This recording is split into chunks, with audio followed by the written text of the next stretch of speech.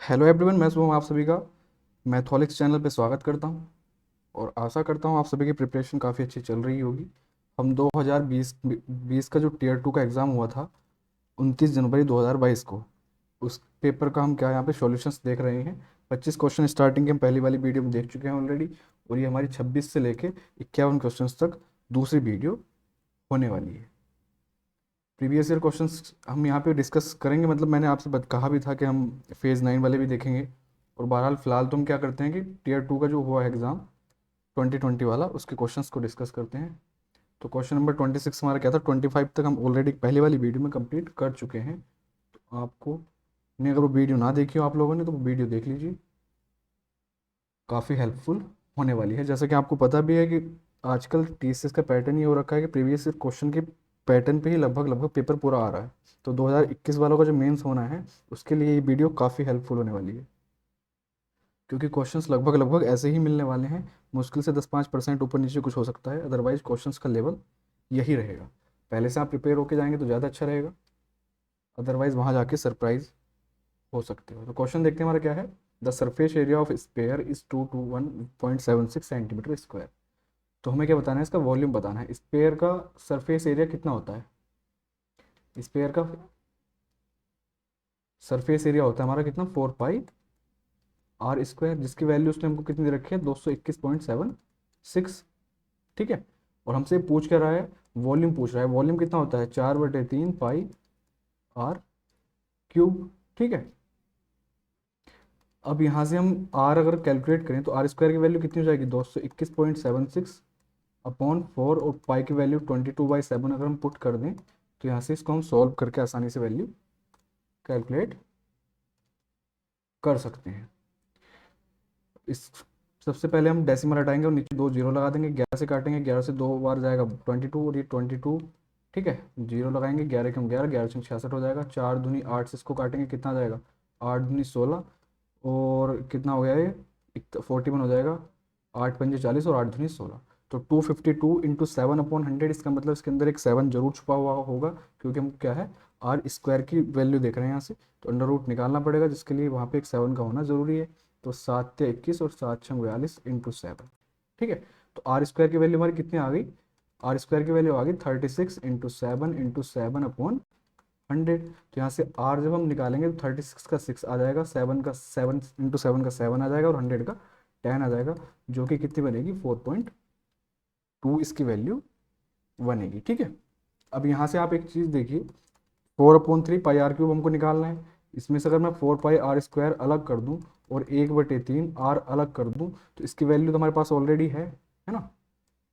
तो ये तो हमको कैलकुलेट इतना क्यों करें, जब 4 पाई r² की वैल्यू उसने हमको दे रखी है, तो उसको एज इट इज ऐसे रख देते हैं, 221.76 इंटू 1/3, और इंटू क्या कर देंगे, 4.2 कर देंगे इसको। ठीक है। इसको यहाँ से 1.4 हो जाएगा। अब बस हमको थोड़ी सी कैलकुलेशन रह गई है, कितना, 221.76 इंटू 1.4 की। डेसिमल अगर यहाँ से हम हटा दें तो हमको पता है कि कैलकुलेशन करने के बाद में हम पीछे से क्या करेंगे, 3 डिजिट छोड़ के डेसिमल लगा देंगे। ठीक। और वहाँ यहाँ पे अगर हम अप्रोक्सीमेशन में भी देखें, अप्रोक्सीमेशन में हम नहीं ले सकते, क्योंकि दो वैल्यू देखिए काफ़ी आसपास हैं, 315 और 310। तो हमको कैलकुलेट करना ही करना पड़ेगा, कर लेते हैं।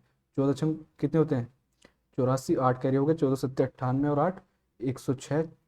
10 कैरी हो गए, 14 × 14 और 10 24 हो जाएगा, जिसके 2 कैरी हो जाएंगे, 14 दूनी 28 और 2, 28 और 2 30 हो जाएंगे। 3 कैरी, 14 दूनी 28 और 2, सॉरी 28 और 3 31 हो जाएंगे। ठीक है। पीछे से 3 छोड़ के डेसिमल लगा देंगे तो 310 पॉइंट समथिंग आएगा, जो कि 310.5 हमारा इस क्वेश्चन का आंसर हो जाएगा। तो देखिए, इसकी कोई डायरेक्ट अप्रोच हो नहीं सकती, हमको फॉर्मूला लगाना था, तो कैलकुलेशन इतनी तो हमको करनी पड़ेगी। इससे कम में काम नहीं चलेगा। आपको लग रहा हो कि बिल्कुल हाँ ये भी ना करनी पड़े, तो फिर समस्या है, प्रॉब्लम है, फिर आप नहीं कर पाओगे। इतनी कैलकुलेशन तो देखिए करनी पड़ेगी। पर हमने क्या किया कि हमको पता था 4/3 पाई r क्यूब की वैल्यू हमको कैलकुलेट करनी है, तो उसमें से 4 पाई r² की हमारे पास ऑलरेडी है थी। तो हमने इसको कैलकुलेट करना कोई अपनी समझदारी नहीं समझी कि हाँ इसको हम कैलकुलेट करने अलग से फिर पहले पुट करें। ठीक है। हमने इसमें से 1/3 r अलग कर लिया, और r की वैल्यू हमारी कितनी आ गई थी, 4.2 आ गई थी। ठीक। पुट करके हमने आंसर निकाल दिया। नेक्स्ट क्वेश्चन देखिए। The volume of solid hemisphere के ऊपर 3-4 दो तीन क्वेश्चन आ रखे हैं। ठीक है। सॉलिड हेमीस्फीयर की बात कर रहा है जिसका इसने वॉल्यूम दे दिया 19,404 सेंटीमीटर क्यूब, और इसके टोटल सरफेस एरिया की बात कर रहा है। टोटल सरफेस एरिया होता है कितना इसका, सॉलिड हेमीस्फीयर की बात करें टोटल सरफेस एरिया होता है इसका 3 पाई r स्क्वायर, और कर्व सरफेस एरिया की बात करें तो 2 पाई r स्क्वायर होता है। ऊपर की जो एक सरफेस होती है वो भी इसमें ऐड कर देते हैं तो कितना बन जाता है, 3 पाई r स्क्वायर बन जाता है। इसके वॉल्यूम की बात करें तो वॉल्यूम कितना होता है हमारा हेमीस्फीयर का, 1 मिनट, 2/3 पाई r क्यूब होता है, जो कि कितना दे रखा है हमको, 19,404 दे रखा है। तो यहाँ से हम क्या करेंगे, r क्यूब की वैल्यू निकालेंगे, 19,404 इंटू 3/2 हो जाएगा, और पाई की वैल्यू 22/7 पुट कर देंगे। तो यहाँ से हम r क्यूब की वैल्यू निकाल देंगे, यानी कि हमको निकालना क्या है, रेडियस निकालनी है, r निकालनी है। तो इसको देखिए 11 × 11, ठीक है, 84 हो गया। 11 7 जा कर देंगे, 11 7 जा 77, ठीक, 7 बच गया, और 6 जा, और ये आएगा, ठीक है, 11 4 जा 44 हो जाएगा। ये 2 बार इससे कैंसिल आउट हो जाएगा, 2 दूनी 4, 4 से इसको काटेंगे, 4 चौक 16, 4 चौक 16 और 4 एकम 4। तो कितना बन गया, 41 इंटू 21 हो गया, ठीक है। r क्यूब की वैल्यू हमको पता है 41 किसका, 21 का स्क्वायर होता है, तो 21 का स्क्वायर इंटू 21 यानी कि 21 का क्यूब रखा है हमारे पास, ठीक। तो r की वैल्यू कितनी हो गई, 21 हो गई। यहाँ तक कोई प्रॉब्लम नहीं है, बस 3 पाई r स्क्वायर निकालना है तो पुट कर दीजिए वैल्यू। ये तो इनमें ऐसा कुछ ऐसा नहीं था, इनमें तो formula, direct formula based question है।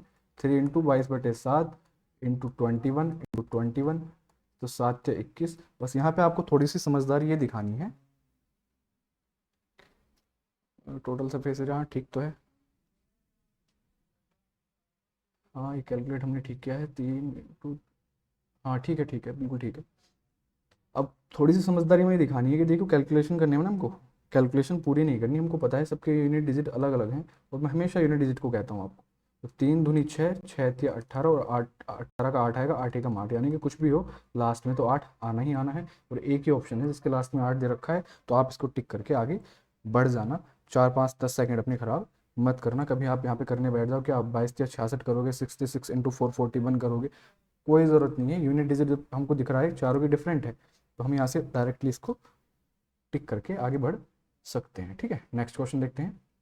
पिरामिड का क्वेश्चन है, देखिए ये जो फिगर है, फिगर पेपर में नहीं आई हुई थी, मैंने आपको समझाने के लिए अलग से फिगर डाल दिए, जिससे आपको अच्छे से अंडरस्टैंड हो पाए कि हाँ दरअसल पिरामिड के किस किस हिस्से की हमसे बात कर रहा है, और हम क्या चीज़ कैलकुलेट कर रहे हैं, कम से कम इतना तो पता चले। कुछ एक्स्ट्रा चीज़ें मैंने यहाँ लिख दी हैं। क्वेश्चन देखिए, the base of right pyramid is an equilateral triangle. ये जो बेस है इसका, ठीक है, ये बेस है पिरामिड का, ये कैसा है, इक्विलेटरल ट्राइंगल है, ठीक है, जिसकी साइड है 20, यानी कि ए की वैल्यू दे दी 20, और हमको पता है इक्विलेटरल ट्राइंगल की तीनों साइड क्या होती हैं, इक्वल होती हैं, यानी कि सारी की साइड इसकी साइड कितनी हो जाएंगी, 20 20 20 हो जाएंगी। इसकी स्लैंट एज दे रखी है कितनी, 30 सेंटीमीटर, और हमसे क्या वर्टिकल हाइट की बात कर रहा है, वर्टिकल हाइट हमको बतानी है। देखिए ये जो इसके वर्टेक्स पे आके, ठीक है, पिरामिड के टॉप से लेके ट्राइंगल के वर्टेक्स पे आके जो मिलती है, इसको हम क्या कहते हैं, स्लैंट एज कहते हैं, ठीक। ये हमारी स्लैंट एज होती है, मैंने लिख दिया यहाँ पे। स्लैंट हाइट की अगर ये बात करें तो स्लैंट हाइट हमारी होती है जो टॉप से साइड पे आके पे मिलती है, किसकी, ट्राइंगल के साइड पे आके मिलती है, वो क्या कहलाती है, उसकी स्लैंट हाइट कहलाती है पिरामिड की, ठीक है। और ये हमारी होती है वर्टिकल हाइट, जो कि कहाँ पे मिलती है, सेंट्रोइड पे आके, टॉप से, पिरामिड के टॉप से सेंट्रोइड पे आके मिलती है, उसको क्या कहते हैं हम, वर्टिकल हाइट कहते हैं, जो कि इसने हमसे इस क्वेश्चन के अंदर पूछा है, ठीक है। इन जनरल क्या होता है कि रिलेशन हमारा देखिए यहाँ ये निकलता है ऐसे, ये बेस हो जाता है, ट्राइंगल बनता है यहाँ पे राइट एंगल, ये हमारी स्लैंट, सॉरी वर्टिकल हाइट हो जाती है, और स्लैंट हाइट की बात करता है, स्लैंट एज की बात नहीं करता, स्लैंट हाइट ही हो जाती है। तो ये एक ट्राइंगल बनता है, और इसमें हम क्या है, पाइथागोरस लगा के आसानी से कोई भी एक चीज, कोई भी दो वैल्यू देता है, एक वैल्यू हमसे पूछता है तो उसको आसानी से निकाल देते हैं, ठीक। अब यहाँ पे देखिए दरअसल इसने, मैंने कुछ एक्स्ट्रा फॉर्मूले आपको प्रोवाइड करा दी, क्योंकि पता नहीं नेक्स्ट टाइम हो सकता है आपसे क्या पूछ लिया जाए। तो स्लैंट हाइट निकालनी है तो कैसे लगाएंगे, ये किसके लिए है, इक्विलेटरल ट्राइंगल जब बेस हो उसका, किसका, पिरामिड का, तो उस टाइम पे स्लैंट हाइट आपको निकालनी है तो डायरेक्ट ये लगाइए, वर्टिकल हाइट निकालनी है तो ये लगाइए, और लेंथ ऑफ बेस निकालनी है तो ये लगाइए। दरअसल एक ट्राइंगल की ही इन्होंने क्या है, पाइथागोरस लगा के हमको दे रखी है, जस्ट इतना किया हुआ है, ठीक। इसमें जहाँ पे आके मिलती है हाइट, ये हमारा क्या होता है, सेंट्रोइड होता है, और इसको मैं अगर यहाँ मिला दूँ तो आपको ये पता होगा बड़े अच्छे से कि सेंट्रोइड क्या 2:1 के रेशियो में तो मीडियम को डिवाइड करता है, मीडियन को, ठीक है। और ये हमारा क्या होता है, ये इसकी सरकम रेडियस होती है। ये क्या, इसको कह दो या इसको कह दो, ये हमारी क्या है, सरकम रेडियस है। और नीचे वाली जो होती है ये हमारी इन रेडियस होती है, ठीक। इतना आपको पता होगा। अब अपने क्वेश्चन पे आते हैं। दरअसल हमको दे के रखा है और पूछ क्या रहा है, ठीक है। देखिए क्वेश्चन के अंदर हमको एक तो ए दे रखा है, ठीक। और हमसे इसने क्या पूछा है, इसने हमसे पूछा है, एक मिनट, ये तो सारी हट गई है। हाँ ये हो गया ना, ठीक है। ये दरअसल इसने हमसे क्या पूछा है, हाँ वर्टिकल हाइट पूछी है, एच पूछी है। तो हम इस ट्राइंगल की बात करेंगे। देखिए एक तो हाइट, वर्टिकल हाइट होगी ये, ठीक। वर्टिकल हाइट हमारी ये होगी। और स्लैंट एज की बात कर रहे हैं तो स्लैंट एज ये हो जाएगी, और ये यहाँ पे 90 का एंगल बनेगा, बेस ये हो जाएगा। अब ये हमारी क्या है, सरकम रेडियस है। सरकम रेडियस का फॉर्मूला क्या होता है इक्विलेटर ट्राइंगल के लिए, a/√3 होता है। समझ लीजिए आप अच्छे से। ये सरकम रेडियस किसकी होती है ट्राइंगल के अंदर, सॉरी राइट, इक्विलेटरल ट्राइंगल के अंदर सरकम रेडियस हमको निकालनी हो तो डायरेक्ट फॉर्मूला ही होता है। ए क्या है यहाँ पे, साइड है। इन रेडियस की बात करें, ए इन रेडियस हमारी इसकी हाफ होती है, यानी कि a/√3 होती है, ठीक है। अब ये मान लो आपसे ये पूछ लेता तो आप इन रेडियस लगा के फिर पाइथागोरस लगा देते, कोई प्रॉब्लम नहीं थी। लेकिन इसने हमको क्या दे रखा है, स्लैंट एज दे रखी है। इसमें मत घूम जाना, आपके स्लैंट एज दे रखी है, स्लैंट हाइट दे रखी है, ठीक है। स्लैंट एज दी हुई है तो आप कोई फॉर्मूला इन रेडियस के साथ लगा दो, वो आपका गलत हो जाएगा। एच की वैल्यू इसने हमको कितनी दी है, सॉरी एच तो हमको निकालनी है। अब इसकी बात करें तो हम कितनी आ जाएगी सरकम रेडियस इसकी, 20/√3 आ जाएगी, ठीक है। हाइट हमको निकालनी है, स्लैंट एज हम इसने हमको 30 दे रखी है। तो देखिए कुछ इस तरह की फिगर हमारी ये बन गई है।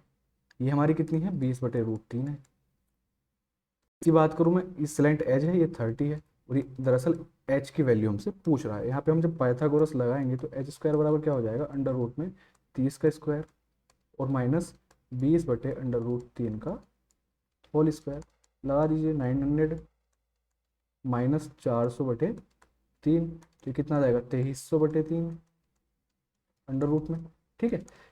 100 का 10 बाहर निकाल लीजिए और अंदर क्या रह जाएगा, 23/3 रह जाएगा। और यही इस क्वेश्चन का आंसर था। अच्छा क्वेश्चन था।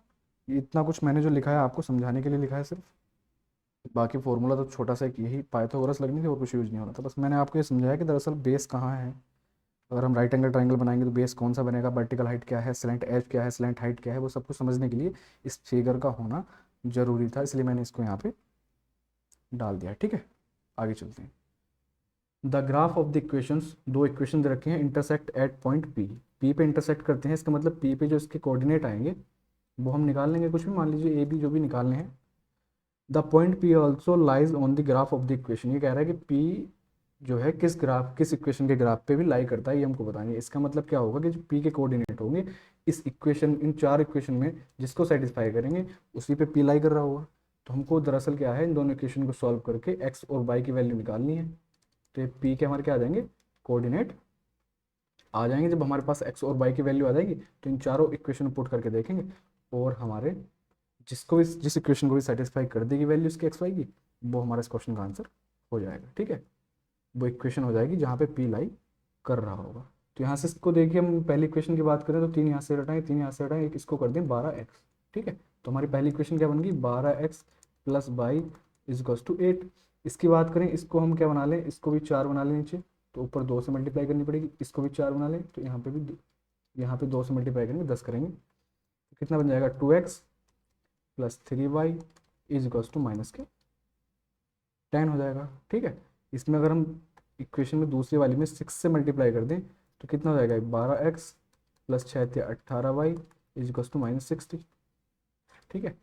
माइनस माइनस माइनस कर देंगे तो ये 12x इसके साथ कैंसिल आउट हो जाएंगे, बाई में से 18y जाएंगे तो कितना बचेगा, 17y माइनस के, और यहाँ पे माइनस के 68 है, सॉरी माइनस से प्लस कर देंगे इसको, तो ये हमारे प्लस के 68 हो जाएंगे, यानी कि y की वैल्यू -4 हो जाएगी। अब इस वैल्यू को यहाँ पे पुट कर दीजिए तो x की वैल्यू हमारी कितनी आ जाएगी यहाँ से, -4, 8 और 4 12, 12x = 12, यानी कि x की वैल्यू हमारे पास कितनी आ जाएगी, 1 हो जाएगी। तो पी के अगर हम कोऑर्डिनेट की बात करें तो पी के कोऑर्डिनेट हमारे क्या क्या हो जाएंगे, 1:-4। अब ये कोऑर्डिनेट जो होंगे उस इक्वेशन को सेटिस्फाई करेंगे जहाँ पे पी अपने आप में लाई कर रहा होगा, जिस इक्वेशन पर लाई कर रहा होगा। आप इन पुट कर करके देखिए, किसी इक्वेशन को सेटिस्फाई नहीं करेगा, सिर्फ और सिर्फ एक इक्वेशन है। यहाँ पे कर लीजिए इसको, एक्स की वैल्यू 1 रखेंगे तो 3 हो जाएगा, माइनस माइनस प्लस के 4 हो जाएंगे, 4 और 3 7, -7 इज इक्वस टू 0। इस इक्वेशन को ये सेटिस्फाई कर रहा है, इसका मतलब इस इक्वेशन पे पी क्या कर रहा है, लाई कर रहा है। ठीक है, आई होप आपको समझ क्वेश्चन आ गया होगा। फिर से समझ लीजिए कि पी क्या था, एक इंटरसेक्टिंग पॉइंट था दो इक्वेशन का। दो इक्वेशन का जब इंटरसेक्टिंग पॉइंट है तो इसकी वैल्यू हमने निकाल दी, कितनी आ गई, 1:-4। अब इसने क्या कहा है, इसने हमसे कहा है कि 1:-4, ठीक है। अब इसने हमसे कहा है कि ये P जो है एक इक्वेशन पे और लाई करता है, तो उस इक्वेशन की हम वो इक्वेशन बतानी थी। तो हमने क्या काम किया कि P की वैल्यू निकाल के, P के कोऑर्डिनेट निकाल के इस इक्वेशन को सेटिस्फाई करा दिया और हमारे आंसर आ गया। और भी तरीके होते हैं इक्वेशन निकालने के, लेकिन आपको वहाँ तक जाने की ज़रूरत नहीं है। जब हमको ऑप्शन गिवन है तो हम ऑप्शन की हेल्प लेके क्वेश्चन को करना चाहेंगे। ठीक है, नेक्स्ट क्वेश्चन देखिए, the total surface area of a cylinder is 4092 centimetre square and diameter of its base is 21 centimetre. Total surface area 4092 और डायमीटर कितना दे रखा है, 21 दे रखा है, यानी कि 2r की वैल्यू 21 दे रखी है। और टोटल सरफेस एरिया कितना होता है, 2πr h प्लस आर होता है, किसका, सिलेंडर का। तो 4092 दे रखा है, तो क्या कह रहा है, what is the 50% of volume. Volume cylinder के वॉल्यूम का 50% कितना होगा ये हमको बताना है। तो यहाँ से 2r की वैल्यू कितनी है, 21 है। तो h प्लस आर को अगर मैं यहाँ से देखूँ तो कितना आएगा, 4092, पाई की वैल्यू अपोन में रखेंगे 22/7 और 2r की वैल्यू 21 रख दीजिए। ठीक है, इसको करते हैं, 11 से काटते हैं, 11×3 = 33, कितना 79 बनेगा, 11×7 और 11×2 = 22, तो 11×2 = 22, 2×4 से इसको काटेंगे, 4×9 = 36 और 4×3 = 12। तो 93 × 7 हमारा क्या हो जाएगा, h प्लस आर हो जाएगा। इसको और फर्दर सॉल्व करें तो कितना आएगा, 7×3 = 21 और 7×9 = 63 और 1 64 हो जाएगा, 64। ठीक है, अब यहाँ से अगर हमको माइनस करना हो, कुछ मिस्टेक हो रही है क्या, कहीं कहीं पे कुछ मिस्टेक हो रही है क्या, 4×6, हाँ ठीक है, तो 22/7, अच्छा ये 21 था ना, 21 नहीं 21 था, सॉरी थोड़ी मिस्टेक हो गई, 21,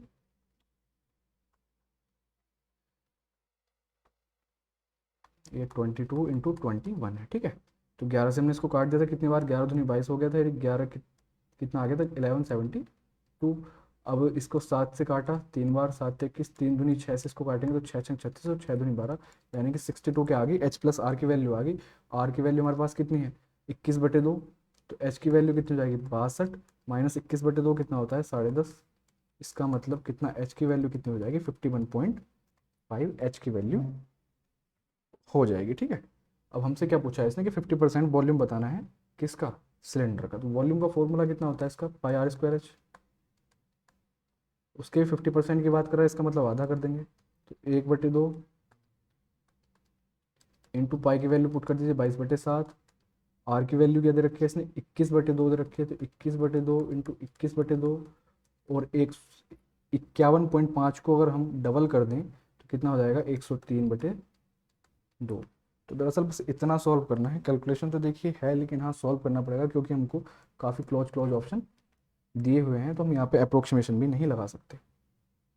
इसको हमको सॉल्व करना ही करना पड़ेगा, 7×21। ठीक है, 2 से इसको काटा 11 बार, कितना आ जाएगा, 33 इंटू 21 की और 103 की मल्टीप्लाई हम आसानी से कर सकते हैं, 21×3 = 63 और 21 ठीक है, और अपोन में 8 आ गया।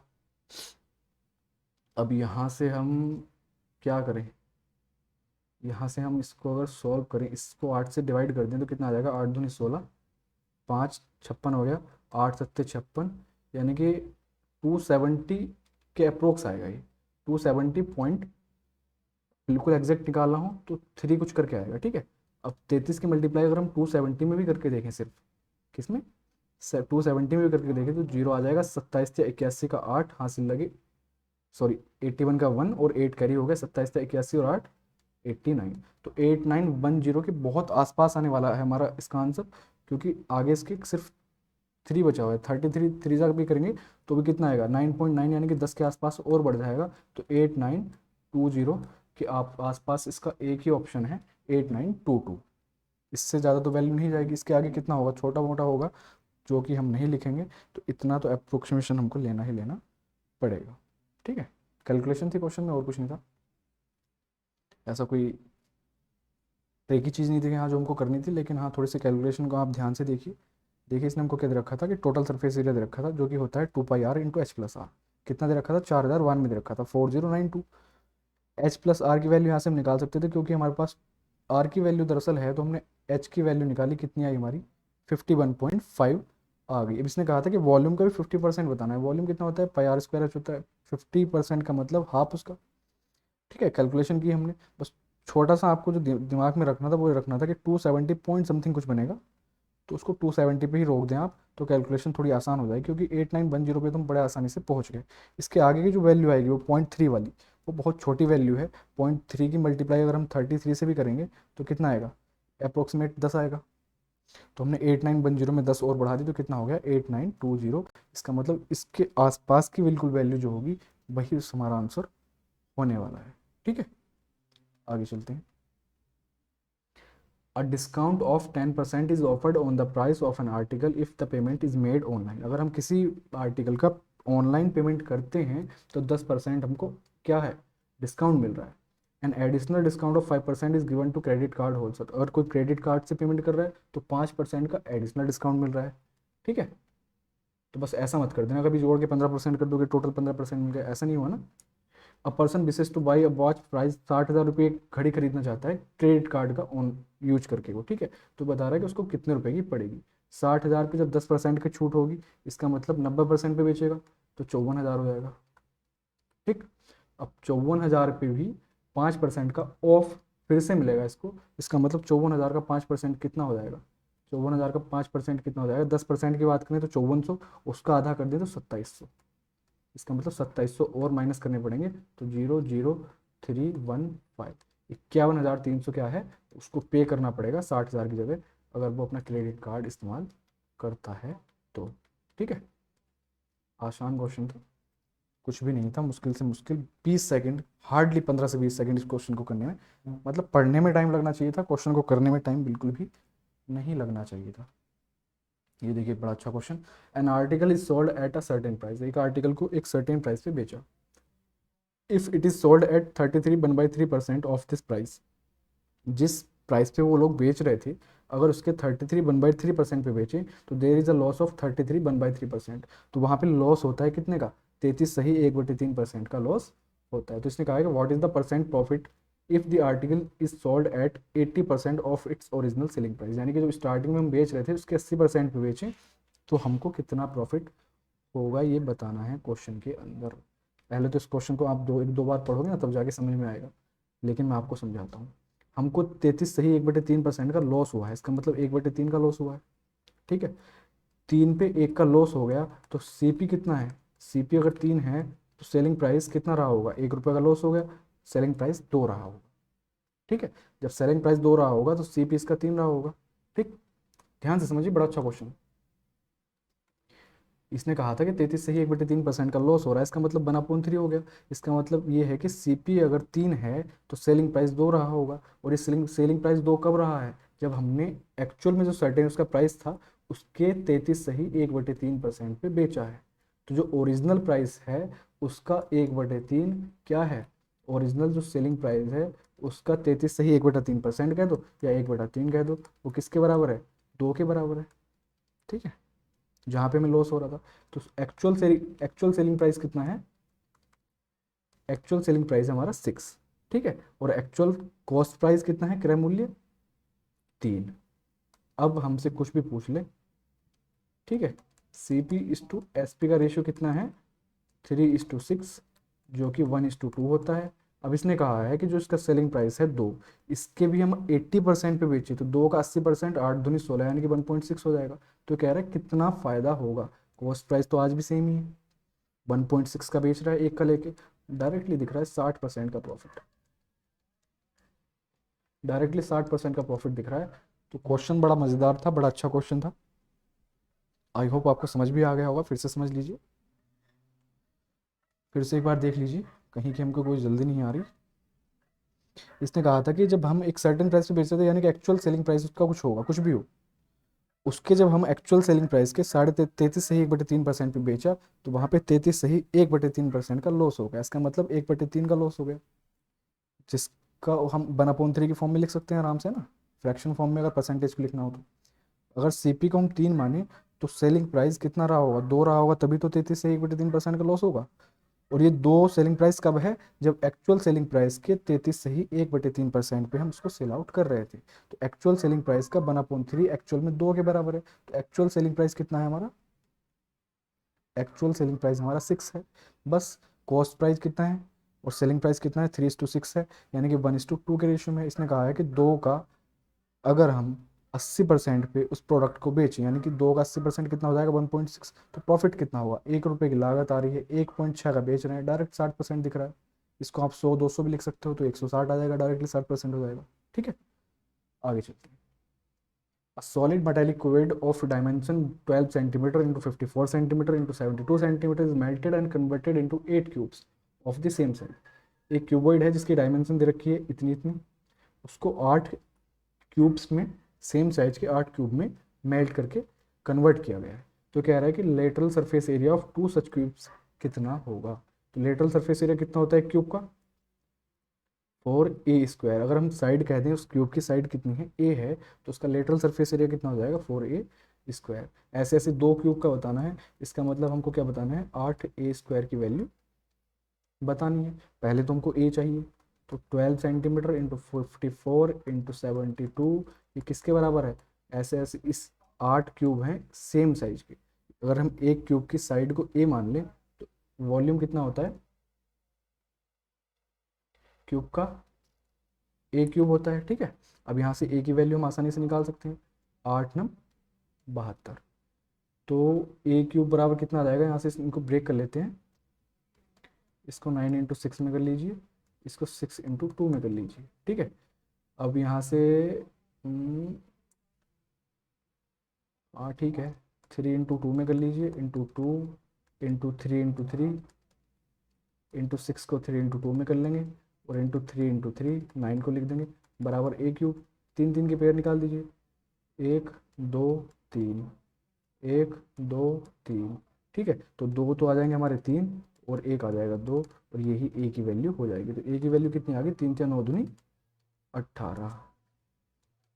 ठीक, 8a² की वैल्यू पूछी है, तो 8×18 का स्क्वायर जब करेंगे तो कितना आ जाएगा, 324, और ये कितना होगा, 2592। इसका हमारा आंसर हो जाएगा। तो देखिए आसान क्वेश्चन था, कुछ ऐसा बड़ा नहीं था, है ना। कैलकुलेशन भी कोई ऐसी टफ नहीं थी कि जिसमें हमें बहुत ज़्यादा टाइम लगाओ, कैलकुलेशन भी आसान थी।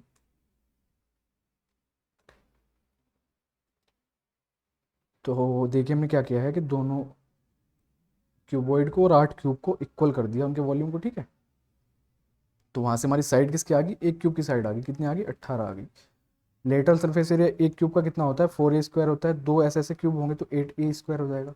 बस a की वैल्यू पुट कर दी, हमारा 2592 हमारा आंसर हो गया। टेगो का क्वेश्चन आ गया, देखिए बड़ा अच्छा क्वेश्चन है। 3 tan θ = 2√3 sin θ, और थीटा की वैल्यू जो है 0 और 90 के बीच में है। तो जो हमको एक एक्सप्रेशन दे रखा है, इसकी वैल्यू निकालनी है। तो यहाँ अगर हम वैल्यू पुट करके देखें, 0 और 90 के बीच में है, तो कौन कौन से बचते हैं, 30 45 और 60 बचते हैं। ठीक है, जिनकी वैल्यू हम आसानी से पुट कर सकते हैं। 30 पुट करके देखें तो कितना हो जाएगा, 1/√3 रहेगा, 3/√3। इसका मतलब यहाँ से √3 आएगा। दोनों साइड इक्वल होनी चाहिए। साइन थीटा की वैल्यू साइन 30 की 1/2 होती है, 2 से 2 कैंसिल। हाँ, थीटा की वैल्यू 30 पे सेटिस्फाई हो गया। इसका मतलब थीटा की वैल्यू कितनी है, 30 है। अब तो क्वेश्चन में कुछ बचा ही नहीं, यहाँ पे वैल्यू पुट करेंगे तो कोसाइक स्क्वायर 60 हो जाएगा। कोस 60 की वैल्यू कितनी होती है, 2/√3 होती है। जब उसका स्क्वायर करेंगे तो 4/3 हो जाएगा। कोट 60 की वैल्यू कितनी होती है, 1/√3। उसका जब स्क्वायर करेंगे तो 1/3 हो जाएगा। अपॉन साइन स्क्वायर 30 की वैल्यू, साइन 30 की वैल्यू 1/2 होती है, स्क्वायर करेंगे 1/4 हो जाएगा। और टेन 60 की वैल्यू √3 होती है, लेकिन जब उसका स्क्वायर करेंगे तो 3 हो जाएगा। इसको सॉल्व करेंगे तो ऊपर से 5/3 आ जाएगा और नीचे देखेंगे तो 13/4 आ जाएगा, जिसको हम क्या लिखेंगे 20/39 लिखेंगे। आसान क्वेश्चन था, 30 पे सेट हो रहा था, कोई प्रॉब्लम नहीं, आगे बढ़ जाइए तुरंत।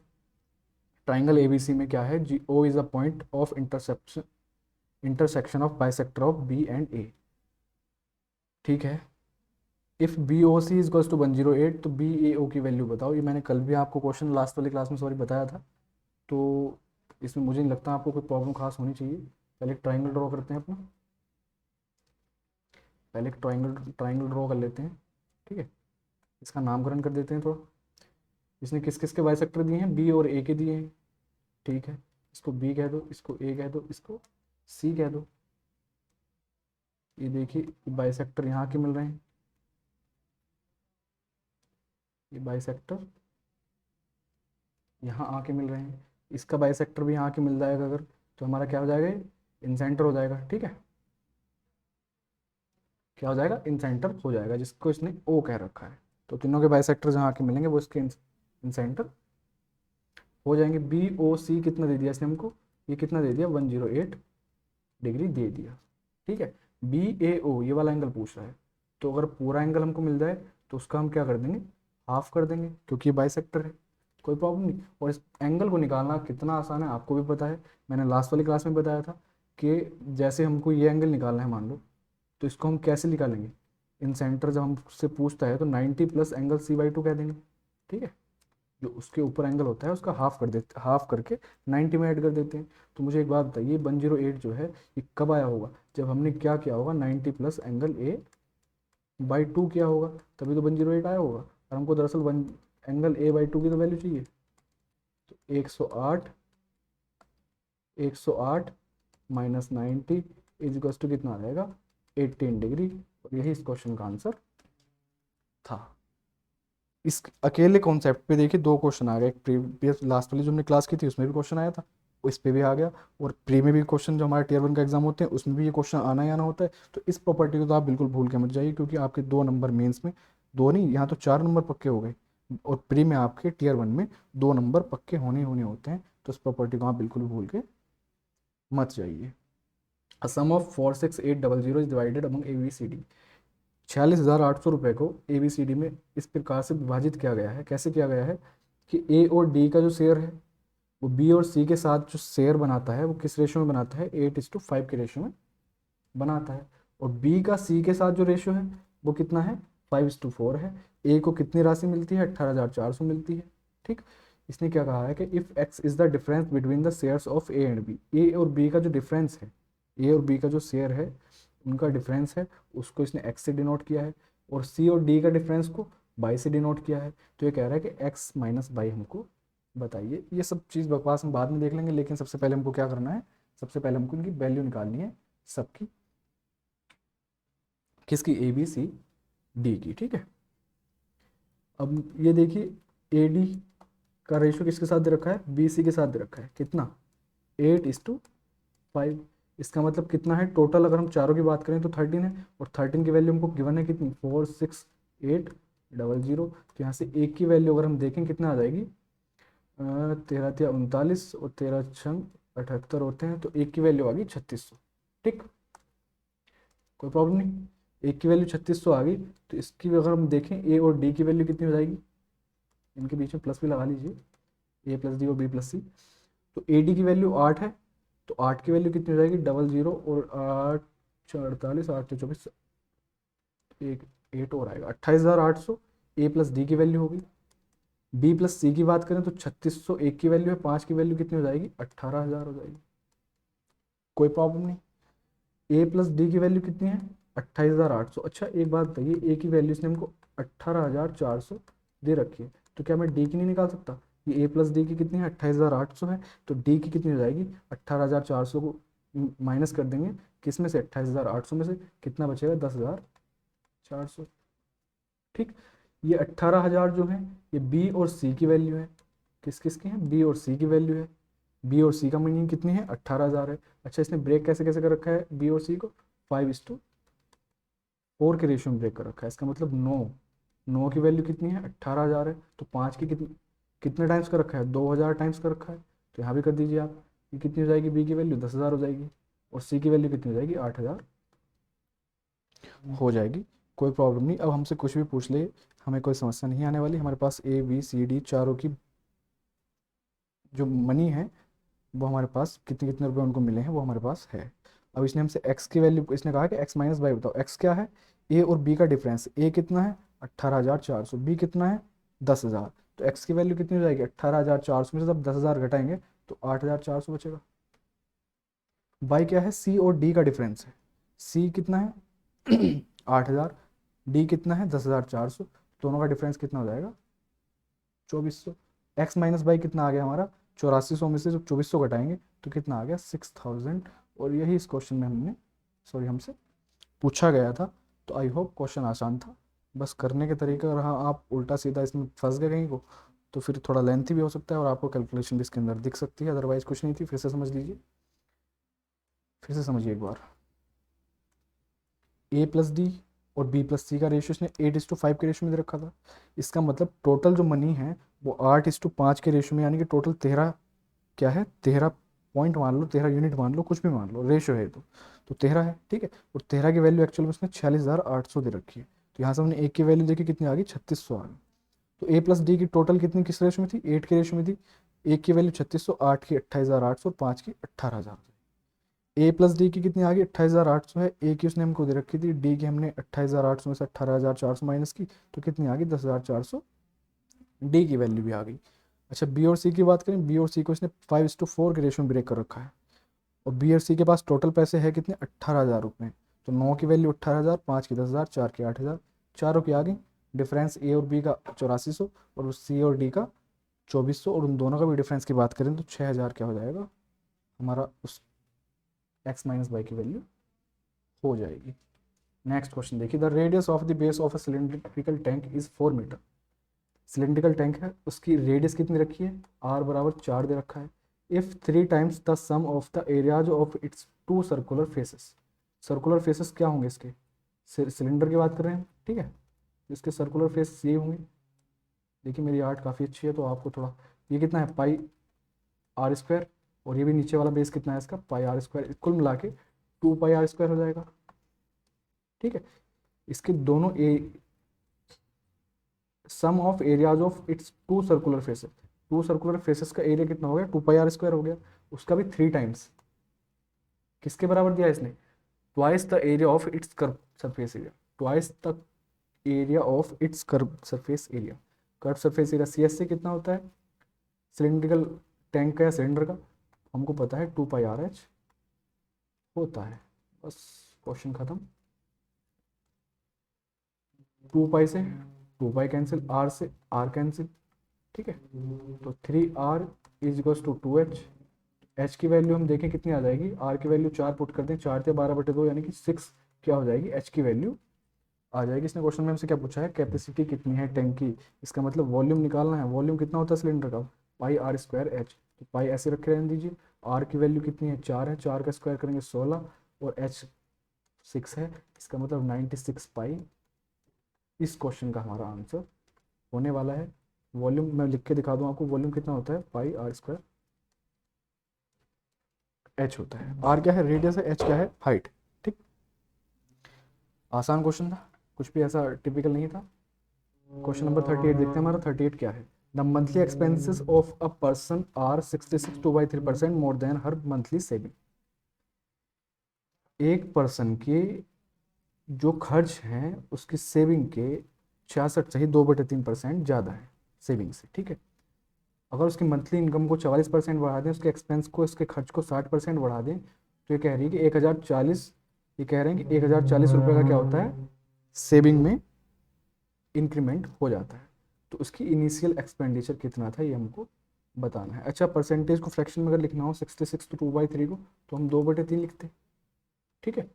तो अगर हम बात करें एक्सपेंडिचर लिख दें, यहाँ पे सेविंग लिख दें, ठीक है, और यहाँ पे हम इनकम लिख दें, ठीक है।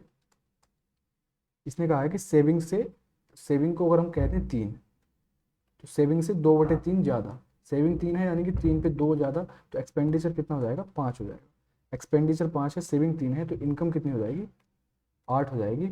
यहाँ तक तो आपको कोई प्रॉब्लम नहीं होनी चाहिए। ठीक है। अब इसने आगे क्या कहा है कि 44% इनकम को बढ़ाया जाता है। तो 8 को जब आप 44% बढ़ाएंगे, यानी कि 8 का 44% निकालेंगे, तो 8 का 44% कितना हो जाएगा, 8 चौक 32, 8 चौक 32 और 3 35, यानी कि 3.52। आपने इनकम को 3.52 बढ़ा दिया।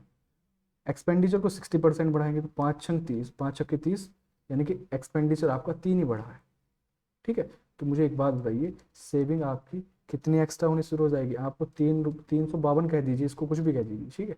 आपको अगर थोड़ा सा यहाँ पे ओड लग रहा हो तो इसको 800, 500, 300 कह दीजिए। इसको आप डेसिमल हटा के 352 लिख दीजिए। ठीक है। इसको आप 300 लिख दीजिए। अब एक बात बताइए, 352 रुपये उसको एक्स्ट्रा इनकम हो रही है, उसमें से वो 300 रुपये एक्स्ट्रा खर्च कर रहा है, तो एक्स्ट्रा सेविंग कितनी हो गई, 52 रुपये की इसकी एक्स्ट्रा सेविंग हो गई। और इस 52 की वैल्यू उसने हमें क्वेश्चन में दरअसल क्या दे रखी है, 1040 दे रखी है। ठीक है।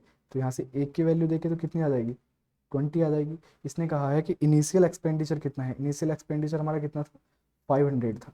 तो 500 की वैल्यू कितनी हो जाएगी, 10,000 हो जाएगी। और यही इस क्वेश्चन के अंदर हमको बताना था। आई होप क्वेश्चन आपको क्लियर हो गया होगा। ऐसा मत कर देना कि 44% इनकम को आप 1.44% लिखें, या फिर सॉरी 1.44 करके, या 800 में 352 को ऐड करके फिर लिखें, फिर माइनस करें, वो सब नहीं करना। हमको पता था कि 44% जब उसकी इनकम बढ़ी है, तो कुल मिला के इनकम कितनी बढ़ी है, 352 बढ़ी है। उन 352 में से पहले जो खर्च हो रहा था वो तो हो ही रहा था, उसमें से जो नया खर्च उसका एड ऑन हुआ है वो 300 रुपये का हुआ है। तो 352 एक्स्ट्रा खर्च कर कमा रहा था, 300 रुपये एक्स्ट्रा खर्च कर रहा है, तो एक्स्ट्रा बचा कितना रहा है, 52 रुपये एक्स्ट्रा बचा रहा है, जिसकी वैल्यू 1040 क्वेश्चन के अंदर हमको गिवन थी। और 500 की वैल्यू हमसे पूछ रहा था। देखिए, मोड का क्वेश्चन एक मेंस में टीयर 2 के एग्जाम में आना ही आना होता है, तो इसको बिल्कुल भी मत छोड़ के जाइए। ये क्वेश्चन आपका आएगा, तो इसको तो आप अच्छे से समझिए। ठीक है। बेसिक कभी इसका बाद में देख लेंगे, बट जिसके ऊपर बार होता है, जिसके ऊपर बार नहीं होता, वो मैं आपको यहाँ समझाता हूँ। जैसे इसको हम कैसे लिखेंगे, 4 और 6 के ऊपर बार है तो 46 लिख देंगे, और जिसके ऊपर बार नहीं है उसको माइनस, अपॉन में जिसके ऊपर बार है उतने 9, और जिसके ऊपर बार नहीं है उतने 0 लिखते हैं। ठीक है। प्लस इसकी बात करेंगे तो 723 माइनस 7 अपॉन कितना, बार किसके ऊपर है, 2 डिजिट के ऊपर है तो 99, और बार 1 डिजिट के ऊपर नहीं है तो उतने 0 लगा देंगे। ठीक। इसको 39 माइनस 3 अपॉन 90 लिखेंगे। ठीक है। और इंटू 7 अपॉन 9 लिख देंगे। बस इसको सिंप्लीफाई करना है और हमारा आंसर आ जाएगा। ये दरअसल कितना लिखा हुआ है, 42 अपॉन 90 लिखा हुआ है। इसको देखें तो कितना आएगा, 716 अपॉन 990 लिखा हुआ है, माइनस 36 अपॉन 90 और इंटू 7 अपॉन 9। 9 से इसको 4 टाइम्स हटा दीजिए, 9 को 4 टाइम्स हटा दीजिए। अब कैलकुलेशन को देखिए, थोड़ा हम क्या इसमें इजाफा कर सकते हैं कि जो कैलकुलेशन आसान हो जाए। तो 990 हमको एलसीएम लेना ही लेना है। ठीक है। तो क्यों ना हम यहाँ भी 11 से मल्टीप्लाई कर दें, ऊपर भी 11 से कर दें। यहाँ 990 रखा है, यहाँ पे 11 से यहाँ भी कर दें और 11 से ऊपर भी कर दें, तो हमारा एलसीएम क्या है, 990 आ जाएगा। सबकी बेस हमने सेम कर दी, डिनोमिनेटर सबके सेम कर दिए, तो बस ऊपर वैल्यू लिख दीजिए। 11 इंटू 42 करेंगे तो 11 दूनी 22 और 11 चौक 44 और 2 46, प्लस 716 और माइनस कर देंगे कितना, 28 इंटू 11 करेंगे तो 11 अट्ठे 88 और 11 दूनी 22 और 8 30। ठीक है। इसको जब हम सॉल्व करेंगे तो 462 में से 308 जाएंगे, कितना बचेगा, मिनट ऐसे कर लेते हैं, 6 और 2 8। ठीक। इन दोनों को सम करते हैं पहले, 6 2 8, 6 और 1 7, और 7 और 4 11। 1178 में से 308 को जब माइनस करेंगे तो कितना आएगा, 078। इसका मतलब क्या हुआ, 870 अपॉन 990। 0 से 0 हटा दो, 87 अपॉन 99। एक बात बताइए, जब हम बार हटाते हैं तो 99 नीचे लगाते हैं, है ना। अगर बार लगाएं हम तो नीचे के 299 हटा दें तो 87 के ऊपर क्या आ जाएगा, हमारा बार आ जाएगा। और यही इस क्वेश्चन का आंसर होने वाला है। ठीक। तो आई होप कैलकुलेशन इसमें कुछ खास इतनी ज़्यादा नहीं थी, आपको क्लियर हो गया होगा। फिर से समझ लीजिए कि देखिए, जिसके ऊपर बार होता है, आपको मैं देखिए सिंपली ये लिखा हुआ था, तो इसको हम डायरेक्ट कैसे लिख सकते थे, 7/9 के फॉर्म में लिख सकते थे।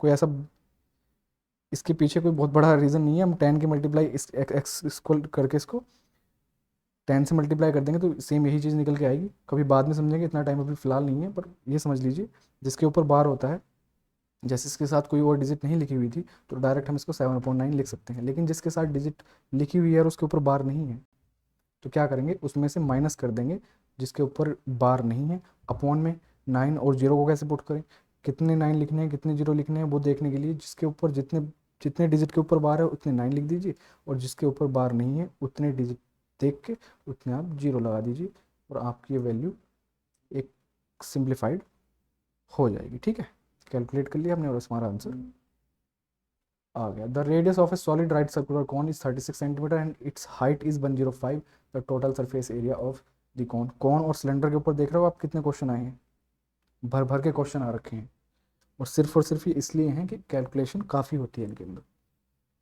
अब देखिए इसने क्या कहा है कि रेडियस एक सर्कुलर कॉन है, ये हमारा कॉन हो गया, ठीक, ये इसकी हाइट हो गई, ठीक है, रेडियस कितनी है 36 है, हाइट 105 है, तो टोटल सरफेस एरिया पूछ रहा है कौन का total surface area T S से कितना होता है कौन का, तो वो होता है पाई आर एल प्लस आर होता है। एल क्या है, स्लैंट हाइट है जो कि ये है, जो कि हमको यहाँ पे कैलकुलेट करनी पड़ेगी और जिसमें थोड़ी सी कैलकुलेशन आपको दिखेगी, लेकिन सुनिए ये कितना है देख लीजिए 36 है, ये कितना है 105 है, पाइथागोरस लगाएंगे तब भी बात बन जाएगी, लेकिन इसको अगर हम छोटा कर लें तो 3 से डिवाइड कर दें इसको तो 12/3 लिखा हुआ है, ये कितना 35/3 लिखा हुआ है। अब यहाँ से आपके दिमाग में एक बात जरूर आनी चाहिए, ट्रिपलेट की, कोई ना कोई तो ट्रिपलेट होगा, तो 12, 35 और 37 का ट्रिपलेट होता है, ये आपको याद होगा, नहीं है तो कर लीजिए। 12, 35, 37 का ट्रिपलेट होता है, इसका मतलब स्लैंट हाइट एल कितनी आ जाएगी हमारी 37/3। देखिए 3 को हमने लग किया है, पहचान हमने ट्रिपलेट की किससे की, 12, 35 से, 37 से है ना, 3 3 सबके साथ लगा हुआ तो वहाँ पे भी लगा दिया, तो एल की वैल्यू कितनी आ गई 37/3, जो कि किसके बराबर होता है 3 7 21 111 के बराबर होता है। ठीक है, अब हमारे पास आर भी है एल भी है सब कुछ है, आर कितना है 36 पाई, और 111 और 36 कितना हो जाएगा 147। ठीक है, तो 147 into 36 into 147 into pi, unit digit check कर लीजिए 742, यानी कि लास्ट में 2 आ रहा होगा, एक ही ऑप्शन है जहाँ पे लास्ट में 2 आ रहा है, टिक करके आगे बढ़ जाइए, कितना आ जाएगा 5292। और किसी को लग रहा हो कि नहीं कैलकुलेशन करनी ही करनी है तो आपके पास टाइम काफ़ी होगा, कर सकते हैं आसानी से, बट आंसर तो यही आने वाला है। मार्क्स भी 2 ही मिलेंगे, ऐसा नहीं कि आपको 4 मार्क्स मिल जाएंगे आप टाइम ज़्यादा लगाएंगे, ऐसा भी नहीं होता।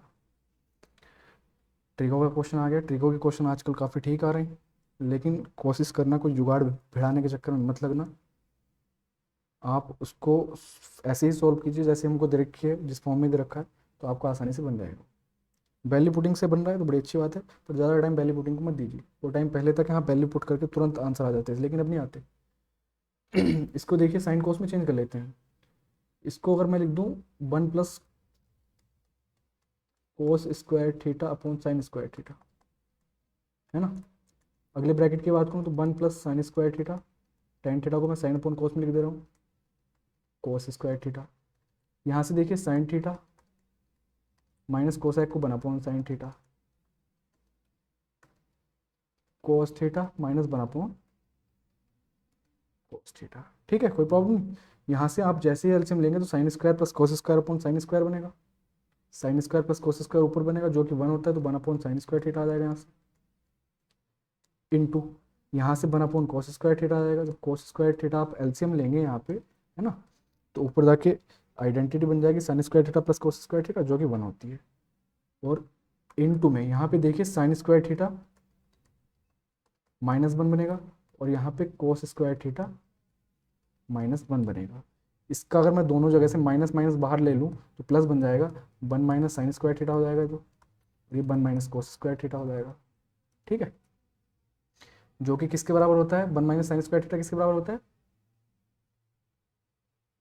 एक मिनट एक मिनट एक मिनट एक मिनट एक मिनट, हाँ ठीक है, अपॉन किन के साइन थीटा और कोस थीटा हो रहेंगे, इसको मत भूल जाना, ऊपर का हमने न्यूमरेटर सॉल्व कर रहे हैं सिर्फ, तो 1 - sin² cos² के बराबर होता है, अपॉन ये वाला sin थीटा जो एलसीएम है, इंटू 1 - cos² कितना होता है, sin² होता है, अपॉन ये वाला जो एलसीएम cos थीटा आएगा ये, ठीक है। sin² cos² से ऊपर वाले कैंसिल, 1/sin थीटा कितना होता है, cosec थीटा, 1/cos कितना होता है, sec थीटा, और यही इस क्वेश्चन का हमारा आंसर होने वाला है। अब आप इसमें वैल्यू पुट करते ना तो पक्का काफ़ी लेंथी इसको बना सकते थे, कोई भी वैल्यू पुट कर लीजिए, फिर भी कहीं ना कहीं जाके फंस जाएंगे, चार ऑप्शन चेक करेंगे, उससे अच्छा है थोड़ा दिमाग ऐसे लगा लीजिए कि डायरेक्ट इसको हम सॉल्व कैसे करें, ठीक है। A tap can fill a tank in 5.5 hours, यानी कि 5.5 घंटे में एक टैंक को भर सकती है, लेकिन लीक होने के कारण 8 से 1/4 घंटे में वो टैंक भरा जाता है। तो ये कह रहा है कि 30% टैंक को कितने टाइम में खाली कर देगा, कौन सा, लीक वाला पाइप जो है। तो लिखते हैं 5 × 10 11/2 में उसको भर देता है, जब दोनों चलते हैं ये फिल करने वाला है, ठीक है, और एम्प्टी करने वाला यहाँ होगा, और जब दोनों साथ में चलते हैं तो दोनों कितनी देर में कर देते हैं, 8 × 32 और 33/4 घंटे में कर देते हैं। एलसीएम 33 ले लीजिए, तो ये कितना हो जाएगा, 11 33 33 3 दूनी 6, ठीक है, और यहाँ से 4 आ जाएगा। यहाँ पे दोनों काम कर रहे हैं, ठीक है, बहुत कर रहे हैं, दोनों की इफिशियंसी 6 है, फिल करने वाले की 4 है, तो खाली करने वाले की इफिशियंसी कितनी होगी, 2 होगी, क्योंकि ये 6 है। फिल जो करता है वो 1 घंटे में 6 लीटर करता है, दरअसल 1 घंटे में जब दोनों चालू कर रहे हैं तो 4 लीटर भरा जा रहा है, तो 2 लीटर कहाँ जा रहा होगा, 2 लीटर जो खाली कर रहा है ना वो, उसकी इफिशियंसी है, ठीक। इसने क्या पूछा है हमसे कि 30% किसका, टोटल टैंक कितना है, 33 है, उसका 30% ये हो गया, किससे करवाना है हमको, खाली करने वाला, खाली करने वाले की एफिशिएंसी है 2, तो इसको रख दीजिए अपॉन में, ठीक। तो कितना आ गया, 99/20 आ गया, और यही इसने क्वेश्चन के अंदर पूछा था। तो नथिंग सरप्राइजिंग इसमें भी कुछ, ठीक, कुछ भी ऐसा सरप्राइजिंग नहीं था।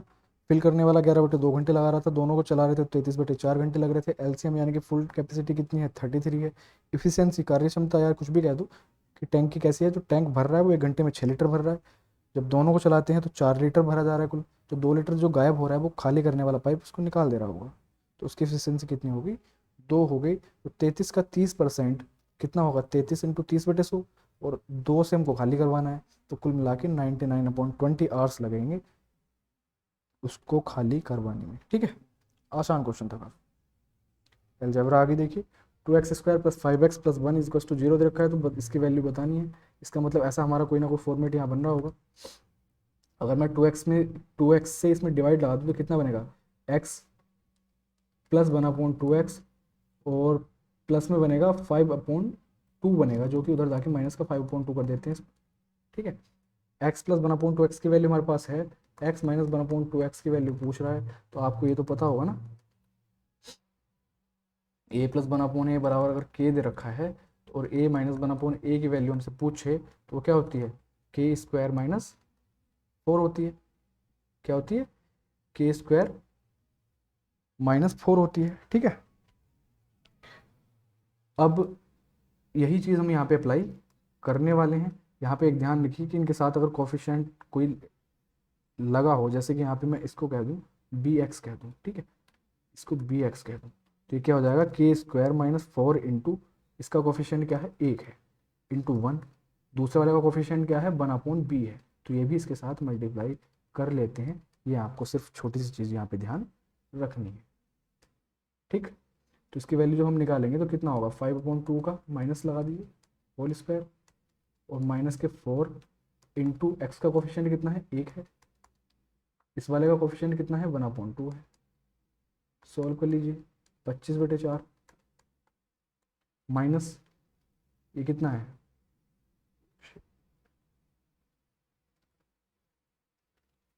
एक मिनट, ये क्या लिख रहे थे हम, माइनस के 5/2 का होल स्क्वायर, -4 इंटू 1 इंटू 1/2, ठीक है। कितना आ जाएगा, 25/4 -2, इसको आप फर्दर सॉल्व करोगे तो ऊपर बनेगा 17/4 अंडर रूट में, और इसकी जब वैल्यू देखोगे तो अंडर रूट 17/4 का 2 बाहर आ जाएगा, और यही इस क्वेश्चन का आंसर होने वाला है। तो बेसिक क्वेश्चन था, कुछ भी ऐसा नहीं था।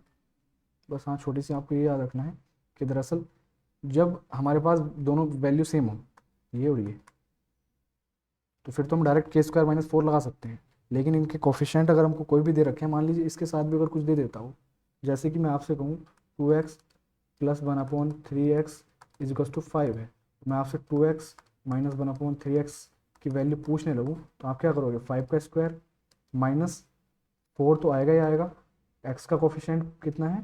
2 है, और इसका सेकंड जो डिजिट वैल्यू हमारी उसका कितना है? 1/3 है। यहाँ से इसकी वैल्यू जो आएगी वो हमारा 2x - 1/3x की वैल्यू कहलाएगी। छोटी सी चीज़ आपको यही याद रखनी थी। ये देखिए, इसको करते हैं क्वेश्चन को।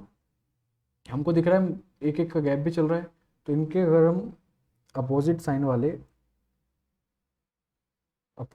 वाले कॉन्जुगेट से इनके मल्टीप्लाई कर दें, तो हमारी वैल्यू क्या हो जाएगी? नीचे देखिए, जब पहले वाले को ले लो आप, कितना लिखा हुआ है? 1/4 - अंडर रूट 15 लिखा हुआ है। ठीक है, एक करके दिखा रहा हूँ, बाकी आप समझ जाओगे। इसको मैं 4 + अंडर रूट 15 से मल्टीप्लाई ऊपर नीचे कर दूँ अगर, तो क्या होगा? ये देखिए, आपस में मल्टीप्लाई करके 16 - 15, इसका मतलब डिनोमिनेटर क्या हो जाएगा? 1 हो जाएगा। डिनोमिनेटर क्या हो जाएगा? 1 हो जाएगा, और ऊपर हमारा 4 + अंडर रूट 15 बच जाएगा। तो सबके साथ हमको यही करना है, और डिनोमिनेटर हमारा क्या है? वो अब 1 आ जाएगा सब में, तो यहाँ से हम इसको देखें तो ये 4 + 15 हो जाएगा, minus under root 15 + under root 14 plus under root 14 + under root 13, ऐसे करके हम इसको लिखते चले जाएंगे। ठीक है, और लास्ट में हम क्या लिखेंगे? -3 + अंडर रूट 8 लिखेंगे इसको। ठीक, अब यहाँ देखिए आप, इस 15 से ये कैंसिल, ठीक, ये माइनस इस वाले प्लस के साथ माइनस बनाने का, माइनस के 14 अगले वाले, इसका मतलब सारे के सारे वैल्यू क्या है? आपस में कैंसिल हो जाएंगी। यहाँ तक हमारे पास सिर्फ और सिर्फ बचेगा 4 प्लस, प्लस कहाँ, माइनस जो है अंदर वाले प्लस के साथ मल्टीप्लाई करके माइनस बना देगा, और हमारे पास कितनी वैल्यू बचेगी? 4 - अंडर रूट 8, जिसको अगर हम और सॉल्व करें तो 2√8 को लिख सकते हैं। यही इस क्वेश्चन का आंसर होने वाला है। ठीक है, तो हमको अपोजिट साइन के साथ इनके कॉन्जुगेट के साथ कॉन्जुगेटिवली मल्टीप्लाई कर देनी थी, और कुछ नहीं करना था। सिंप्लीफिकेशन में आपने क्वेश्चन पढ़े होंगे, तो हमारा डिनोमिनेटर यहाँ से क्या था? 1 बन जाता हर किसी का, और ऊपर क्या है? अपोजिट साइन के साथ ही लिखे जाते। वैल्यू हमको पता है सारी कटनी कटनी है, सिंप्लीफिकेशन का और कोई तरीका इनका हो नहीं सकता। तो पहली डिजिट बचेगी और लास्ट की डिजिट बचेगी। बस साइन का थोड़ा सा ध्यान रखना था कि माइनस है, तो प्लस वाले के साथ माइनस बना देगा, क्योंकि ऑप्शन में 4 + 2√2 भी दे रखा है। जल्दबाजी में इसको टिक करके ना भाग जाए, ये ध्यान रखना है। ABC invested their capital in the ratio 2:3:5। ठीक है, उन्होंने अपने कैपिटल को 2:3:5 के रेशियो में लगाया है। कितने कितने टाइम के लिए लगाया? तो 4:2:3 के टाइम तक के में लगाया है। ठीक है, ये कह रहा है कि प्रॉफिट में ए और बी के डिफरेंस कितना है? 1,86,000 का है। तो सी का प्रॉफिट कितना है हमको बताना है। एक बात बताइए, investment into time is equals to क्या होता है? प्रॉफिट होता है। ठीक, अगर मुझे प्रॉफिट यहाँ से हमको क्या देखना है? हमारे पास इन्वेस्टमेंट दे रखा है, और क्या दे रखा है हमको? हाँ, प्रॉफिट तो निकालना है हमको, प्रॉफिट निकालना है, तो कुछ नहीं, इसमें तो 2:3:5 इनका क्या है? इन्वेस्टमेंट है। टाइम 4:2:3 के रेशियो में है, तो प्रॉफिट कितना हो जाएगा? इनकी मल्टीप्लाई अगर हम कर दें तो कितनी आ जाएगी? 4 दूनी 8, 3 दूनी 6, और 5 दिया 15। ठीक है, ए और बी का डिफरेंस कितना है? 2 है। 2 की वैल्यू हमको कितनी रखी है? 1,86,000। पूछ किसके रहा है? 15 की वैल्यू पूछ रहा है। आसान क्वेश्चन, कुछ नहीं अब तो। ठीक है, सॉल्व कर लीजिए। ये कितना बनेगा? 93,000 इंटू 15, तो 0, 0, 0, 15×3 = 45, 4 15 नंबर 135, और 4 139, ये कितना? 13,95,000 सी का प्रॉफिट है, और यही क्वेश्चन के अंदर पूछा था। देखिए, प्रॉफिट लॉस के 2 क्वेश्चन आ गए। सॉरी, प्रॉफिट लॉस के नहीं है, इन्वेस्टमेंट वाले आपके दो क्वेश्चन आ गए, ठीक है, और लगातार आए थे 45 और 46। दोनों में कॉन्सेप्ट कौन सा काम करना है, इन्वेस्टमेंट इनटू टाइम, पार्टनरशिप के हैं, इज इक्वल्स टू प्रॉफिट, ठीक। तो पार्टनरशिप के दो क्वेश्चन आपके लगातार ये रहे। अगला क्वेश्चन क्या है, ए स्टार्टेड अ बिजनेस, ए ने 54,000 रुपये लगा के एक बिजनेस को स्टार्ट किया, बी और सी ने कैसे कब आया है, बी 4 महीने बाद और सी 6 महीने बाद आया है, ठीक है। At the end of the year the profit was divided in the, profit किस किस रेशो में बटा है, 1:4:5 में बटा है। तो ये हमसे पूछ रहा है कि बी और सी ने जो पैसा इन्वेस्ट किया उनका सम बताइए कितना होगा, ठीक है। हम उसी पे काम करने वाले हैं, investment into time is equals to profit, ठीक है। इन्वेस्टमेंट हमको यहाँ निकालनी है, तो प्रॉफिट अपॉन टाइम क्या हो जाएगा,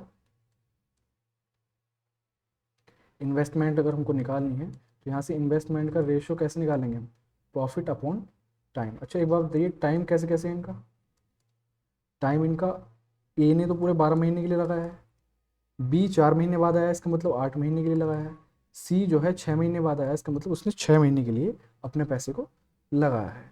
अच्छा प्रॉफिट कैसे कैसे किस किस रेशो में हुआ, 1:4:5। तो इन्वेस्टमेंट का मुझे यहाँ से रेशो निकालना हो तो प्रॉफिट अपॉन टाइम करेंगे, इसका मतलब प्रॉफिट 1 है, टाइम 12 है, तो 1/12 इन्वेस्टमेंट का रेशो ए का हो जाएगा। इसी तरीके से 4/8 बी के लिए हो जाएगा, और इसी तरीके से 5/6 हमारा किसके लिए हो जाएगा, सी के लिए हो जाएगा। इसको हम छोटा कर लें तो 1/2 हो जाएगा। एलसीएम 12 ले लीजिए, तो हमारा कितना इन्वेस्टमेंट का रेशो आ जाएगा, 1:6:10। ये हमारे ए बी सी के क्या आ गए, इन्वेस्टमेंट का रेशो आ गया 1:6:10 की रेशो में। अच्छा एक की वैल्यू हमको गिवन है 54,000, ए की वैल्यू कितनी है, एक है, और कितनी दे रखी है उसने क्वेश्चन में, 54,000 दे रखी है। बी और सी की पूछ रहा है टोटल कितनी होगी, कुल मिला के 16 है, एक की वैल्यू 54,000, तो 16 की वैल्यू कितनी हो जाएगी, 54,000 इंटू 16, ठीक। 16 चौके 64, 6 16 पंजे 80 और 6 86, तो 8,64,000 पी और सी का क्या है, इन्वेस्टमेंट है दोनों का मिला के। आसान क्वेश्चन था, कुछ भी नहीं था, समझ आपको आ गया होगा आई होप। आगे चलते हैं। A sum of money became 11,880 after 4 years, 11,880 4 सालों के बाद बनी है, और 6 सालों के बाद कितनी होगी वो, 17,820 हो गई। कंपाउंड इंटरेस्ट पे है, 2 सालों का गैप चल रहा है, बड़ी अच्छी बात है। If the ratio is compounded annually what is the half of this sum, तो पहले तो हमको सम ही निकालना है, सम कितना होगा। तो मुझे एक बात बताइए, 11,880 और 17,820 को अगर मैं देखूँ, इसको छोटा करूँ थोड़ा, छोटा अगर इसको मैं करूँ 11 से डिवाइड करूँ तो कितना आएगा, 108, ठीक है। 11 कम 11, 11×6 66, तो 11×2 22। अब इसको मैं 2 से डिवाइड कर दूँ, 2×5 10, 2 चौके 8, 54 आ गया। 2 से इसको काटूँ तो 81 आ गया। 9 से काटूँ, 9×6 54, 9×9 81, ठीक। 3 से काटूँ तो 2:3, ठीक है। 2-2 साल के गैप में किस किस रेशो में चल रहे होंगे, 2:3 के रेशो में चल रहे होंगे।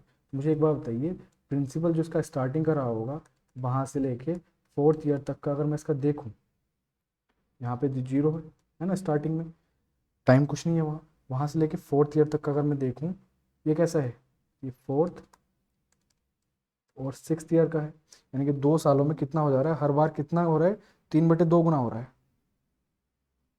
ना, हर बार 3/2 गुना हो रहा है।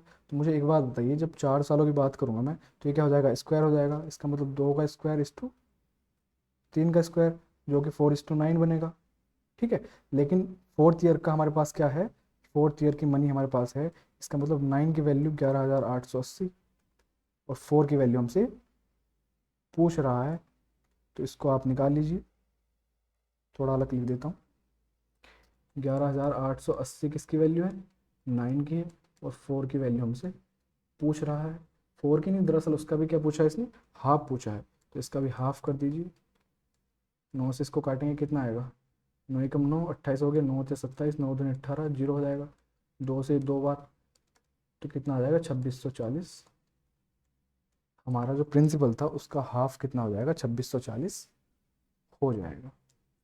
अब मैं आपको बताता हूँ, आपको थोड़ा सा डाउट आया होगा, तो वो कहाँ आया होगा, आपको डाउट आया होगा इसमें, है ना, कि हमने क्या कर दिया। जिनकी अच्छी प्रैक्टिस है, अच्छी तैयारी है, उनको तो समझ आ गया होगा।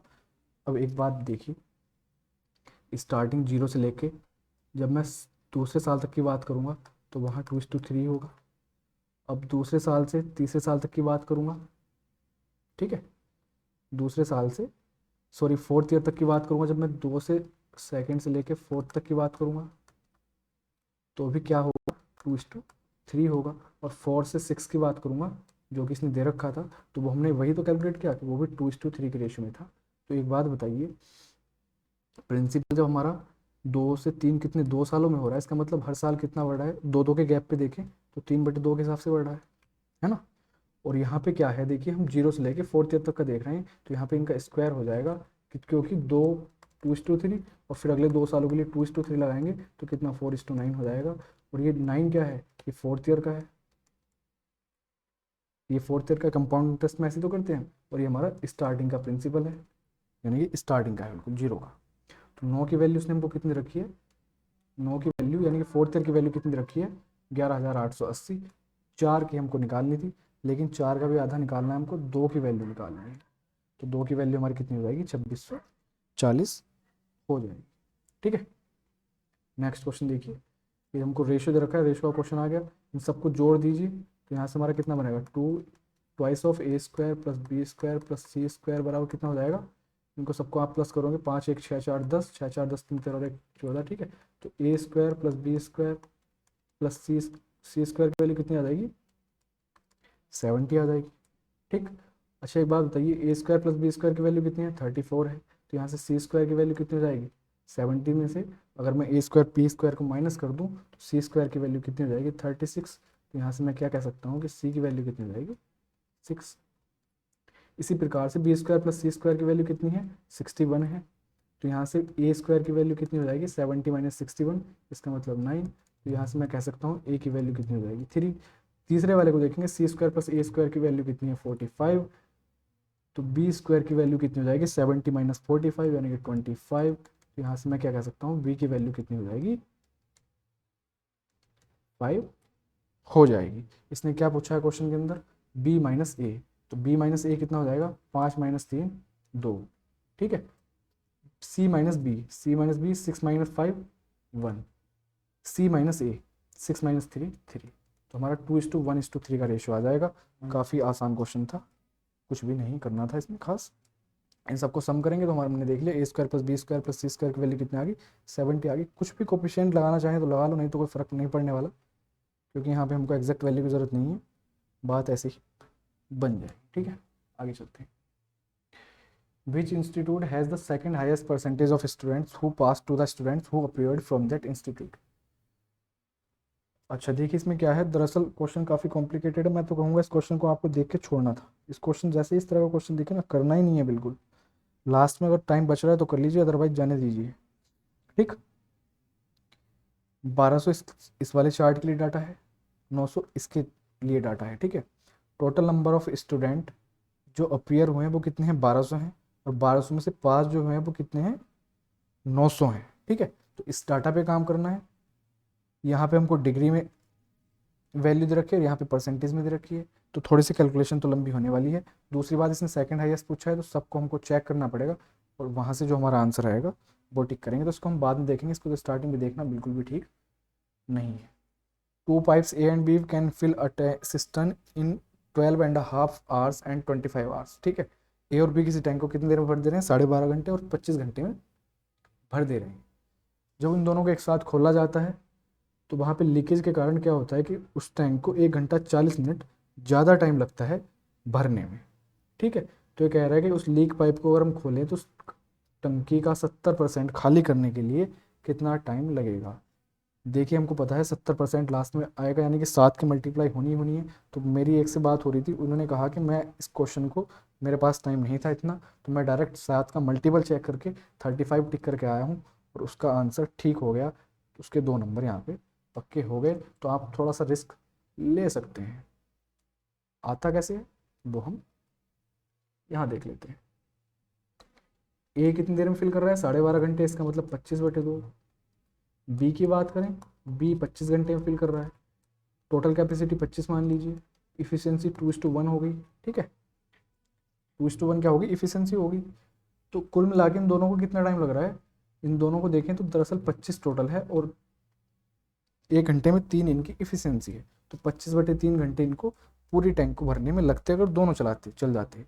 लेकिन एक लीकेज पाइप है, लीकेज पाइप की वजह से उनको 1 घंटा 40 मिनट, 1 घंटा 40 मिनट, इसको भी घंटे में बदल लीजिए तो ये 2/3 बनेगा। इसका मतलब 5/3 घंटे एक्स्ट्रा लग रहे हैं।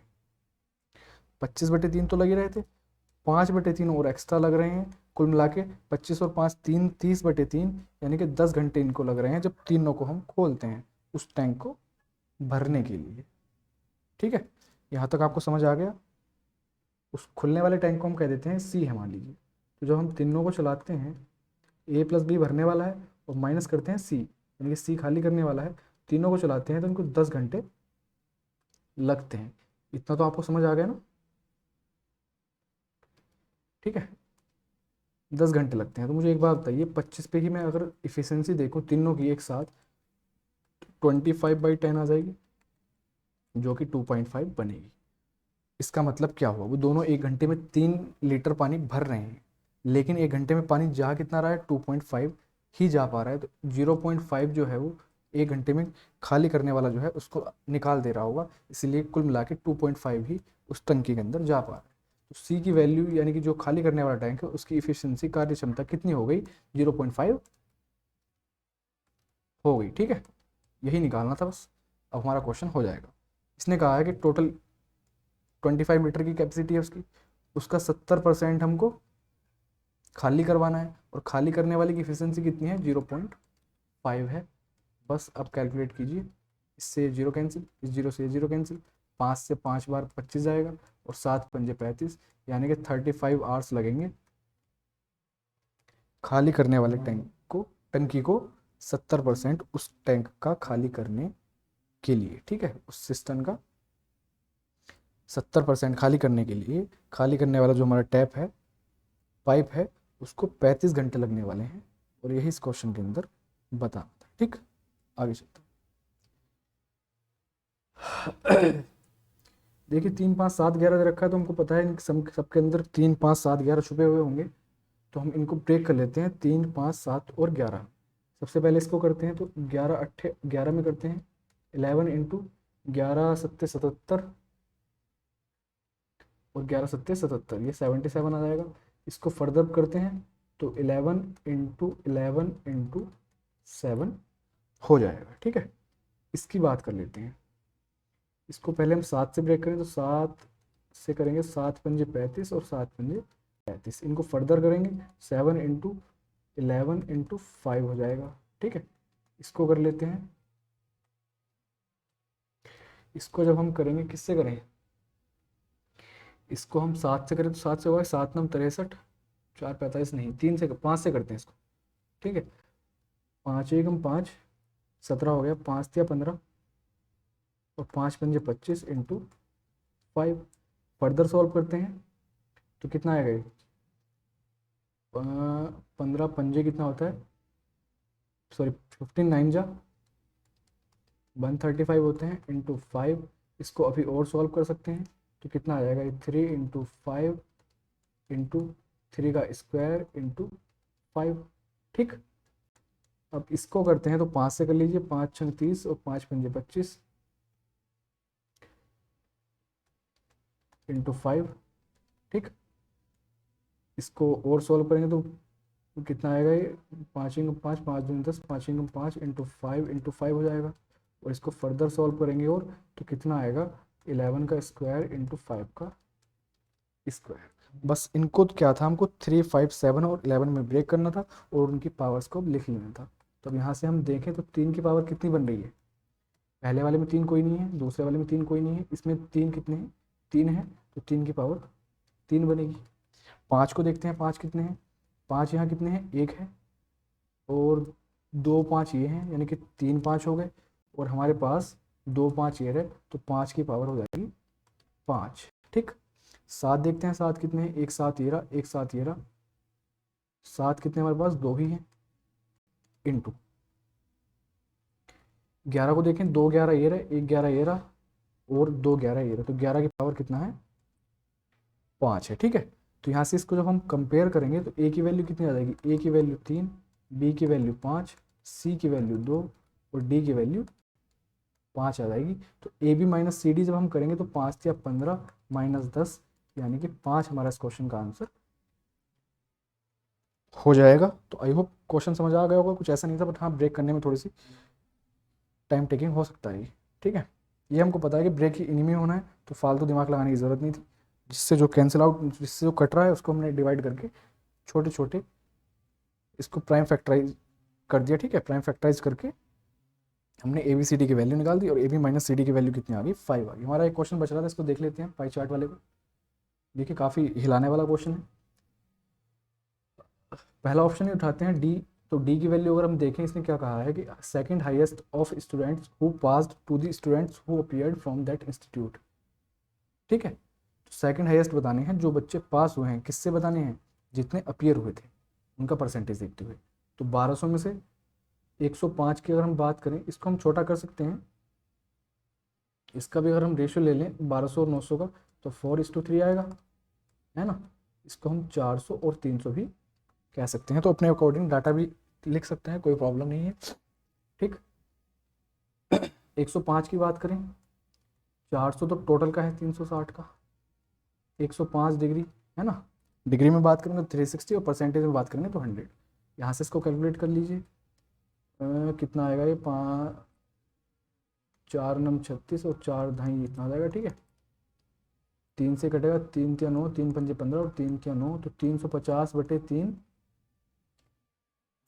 डी का क्या है, डी में अपीयर होने वाले हैं 350/3।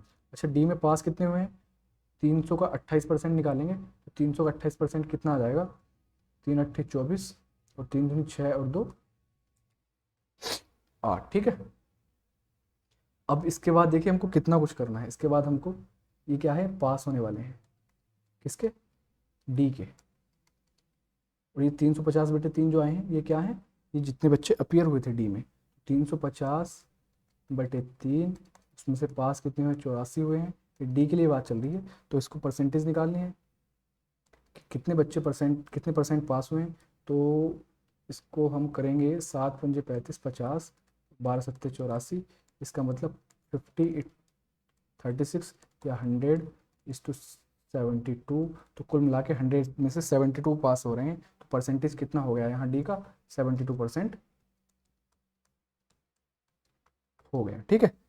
लेकिन हमको क्या पता है कि 72% सेकेंड हाईएस्ट है भी या नहीं है, तो हमको सबको चेक करना पड़ेगा। ऐसे ही बी को करेंगे, ऐसे ही सी को करेंगे, ऐसे ही ई को करेंगे। तो सी को देखते हैं, सी कितना है, 90 डिग्री। तो डायरेक्ट कह सकते हैं 400 का 1/4, क्योंकि 360 का 1/4 90 होता है। तो 400 का 1/4 यानी कि 100 बच्चे सी में अपीयर हुए हैं। पास होने वाले 30%, तो 30 3 या 9, 90 बच्चे पास हो रहे हैं। तो बी का परसेंटेज देखें, 100 में से 90 पास हो रहे हैं, तो 90% इसका परसेंटाइल आ गया। डी का कितना आया था, 72%। सी की बात, सॉरी, सी का आया 90%, है ना। सी का कितना आ गया, 90%। बी की देखते हैं, बी कितना है, 54 डिग्री और 18%। 400 का 54 डिग्री निकालेंगे तो 400, ये तो 360 की वैल्यू है टोटल, इंटू 54, है ना। तो 9 चौके 36 और 9 छंग 54, ये 10 बार जाएगा। तो कुल मिला के बी में कितने हैं, 60 बच्चे हैं और 18 से 54, 54 पास हो रहे हैं। तो 60, 54 60 का कितने परसेंट हुआ, 6 नम 54 होते हैं। इसका मतलब बी में भी पास होने वाले बच्चों का परसेंटेज कितना है, 90%। अब बात करते हैं हम ई की, अकेला बच गया ई, ठीक है। ई की 400 में से 39 डिग्री की अगर हम बात करें, तो 400/360 इंटू 39, ठीक है। इसको सॉल्व करेंगे और फिर यहाँ से देखेंगे कितना, 9 या 27, यहाँ से तो डायरेक्ट 27 आ जाएगा। 300 का 9% 27 हो जाएगा ना। बट थोड़ा सा ये भी कॉम्प्लिकेटेड हो सकता, ये कम होगा थोड़ा, 10 9, ठीक है। 3 से और छोटा कर लेते हैं, 13 बार। तो कितना आ गया, 130/3 आ गया।